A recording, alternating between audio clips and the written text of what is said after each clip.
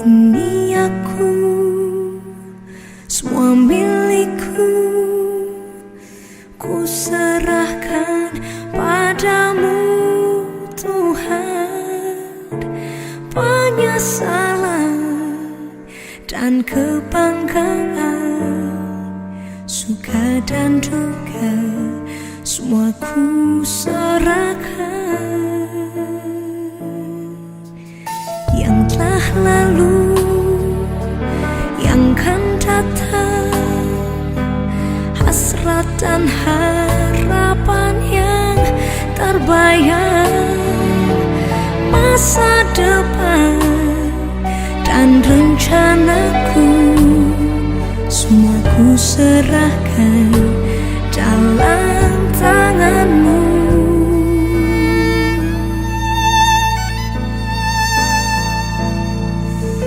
Ku persembahkan hidupku kepadamu Tuhan, untuk kemuliaan-Mu ku berikan hidup ini sebagai persembahan yang berkenan padamu.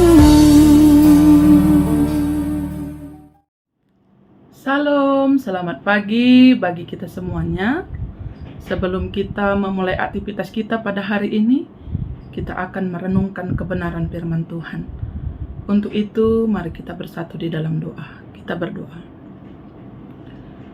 Kami mengucap syukur kepadamu ya Allah kami atas berkat Tuhan, atas penyertaan Tuhan di dalam hidup kami. Kami bersyukur buat hari baru yang Tuhan berikan bagi kami pada hari ini. Dan sebelum kami memulai aktivitas kami pada hari ini Bapa, kami mau bersekutu bersama Tuhan. Kami mau memuji dan memuliakan nama Tuhan. Dan kami mau diperlengkapi oleh kebenaran firman Tuhan. Supaya firman-Mu Bapa menjadi pedoman bagi hidup kami, menuntun kami di setiap langkah kehidupan kami. Berbicaralah kepada kami ya Tuhan, karena setiap kami anak-anak Tuhan sudah siap untuk mendengarkan kebenaran firman. Di dalam nama Tuhan Yesus, kami sudah berdoa dan mengucap syukur. Amin. Saudara yang terkasih di dalam Tuhan Yesus Kristus, firman Tuhan yang menjadi renungan bagi kita pada pagi ini diambil dari Yesaya 56 ayatnya yang pertama. Yesaya 56 ayat 1, demikian firman Tuhan. Keselamatan adalah bagi semua orang. Beginilah firman Tuhan. Taatilah hukum dan tegakkanlah keadilan, sebab sebentar lagi akan datang keselamatan yang daripadaku, dan keadilanku akan dinyatakan.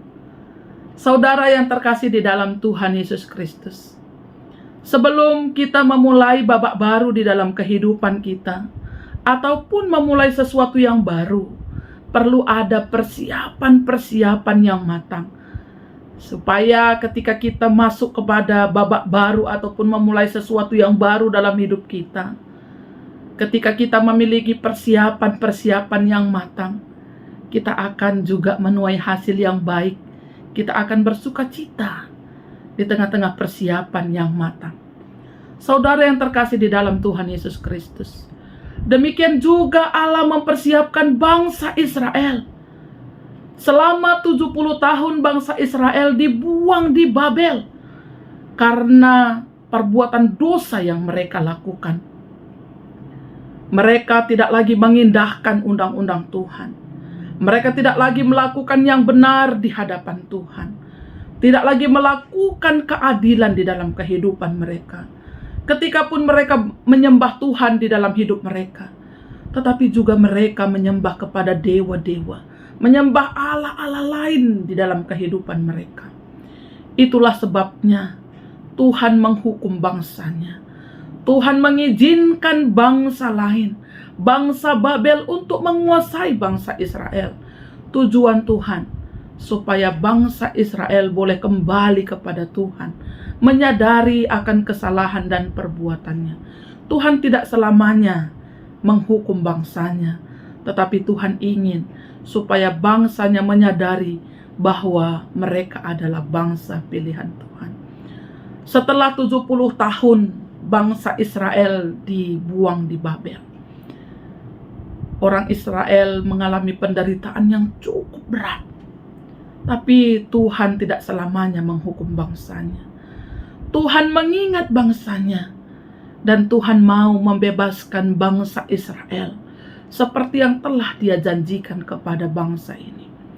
Namun sebelum bangsa Israel kembali ke Yerusalem, ke bangsanya, ke negerinya, sebelum mereka memulai babak baru di dalam kehidupan mereka, melalui hambanya Nabi Yesaya, Allah mengingatkan bangsanya untuk menaati hukum Tuhan. Taatilah hukum dan tegakkanlah keadilan.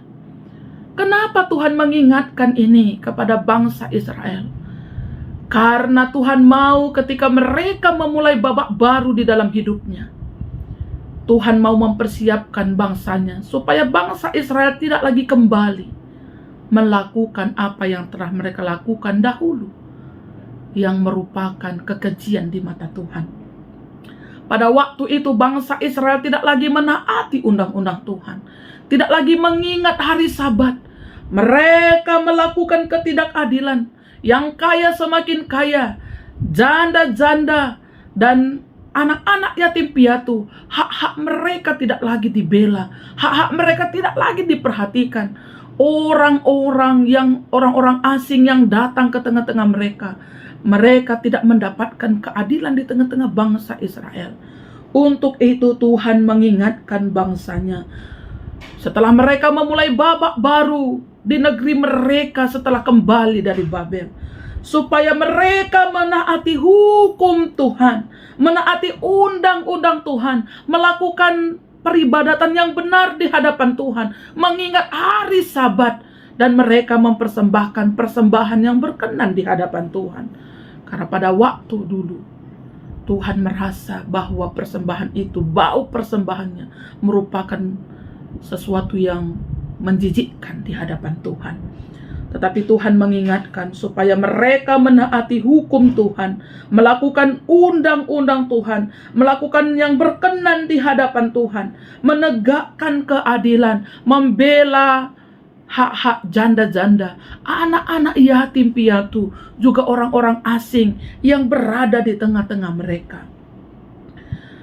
Kenapa Tuhan mengingatkan ini? Karena sebentar lagi akan datang keselamatan yang datangnya daripada Tuhan, dan keadilanku akan dinyatakan. Itu yang dinyatakan Tuhan kepada bangsanya. Ketika bangsa Israel melakukan undang-undang Tuhan, menaati hukum Tuhan, dan melakukan perbuatan yang baik yang berkenan di hadapan Tuhan, melakukan keadilan, kebenaran di dalam hidup mereka, keselamatan itu akan menjadi milik mereka. Keselamatan itu akan menjadi bagian mereka. Berkat-berkat Tuhan akan dinyatakan di tengah-tengah kehidupan bangsanya. Saudara yang terkasih di dalam Tuhan Yesus Kristus, demikian juga kita di dalam kehidupan kita. Di awal tahun yang baru, tahun 2023 ini, kita sudah mulai melangkah di babak baru kehidupan kita di tahun yang baru ini. Tuhan juga mengingatkan kita seperti Tuhan mengingatkan bangsa Israel, supaya kita juga mengingat, menaati undang-undang Tuhan, melakukan firman Tuhan di dalam kehidupan kita. Dan kita juga harus melakukan dan menegakkan keadilan di dalam kehidupan kita. Di tengah-tengah kehidupan kita, di tengah-tengah pekerjaan kita, di tengah-tengah keluarga kita, di tengah-tengah rutinitas kita, kita sering sekali abai akan firman Tuhan dalam hidup kita. Tapi hari ini, ketika kita melangkah di babak baru kehidupan kita di tahun 2023 ini, Tuhan mau kita berjalan, kita melangkah bersama dengan Tuhan, melakukan firman Tuhan, menaati firman Tuhan di dalam kehidupan kita. Tak buktinya, tandanya kita menaati dan melakukan firman Tuhan dalam hidup kita, kita menegakkan keadilan dan kebenaran. Kita membela hak-hak orang yang perlu kita bela. Kita membantu orang yang perlu dibantu, yang perlu ditolong. Supaya apa? keselamatan di tahun ini, berkat Tuhan di tahun yang baru ini akan menjadi milik kita selama-lamanya. Kita akan bersuka cita, berbahagia di dalam kehidupan kita. Selamat memulai babak baru di tahun 2023 ini. Selamat menaati firman Tuhan, menjadikan firman Tuhan menjadi pedoman dan landasan hidup kita.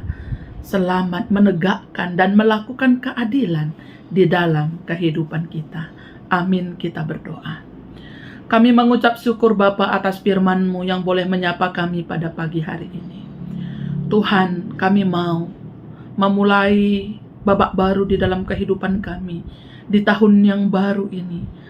Tuhan, kami mau menaati undang-undang Tuhan, menaati firman Tuhan, dan menjadikan firman-Mu menjadi landasan, menjadi pedoman di dalam kehidupan kami sepanjang tahun ini. Dan kami juga mau melakukan dan menegakkan keadilan dan kebenaran. Karena ketika kami hidup di dalam Tuhan, melakukan firman Tuhan dan kehendak Tuhan di dalam hidup kami, menegakkan dan menjalankan kebenaran dan keadilan, seperti janji Tuhan kepada bangsa Israel, kami akan mendapatkan keselamatan yang datangnya daripada-Mu. Keadilan Tuhan akan dinyatakan di tengah-tengah kami.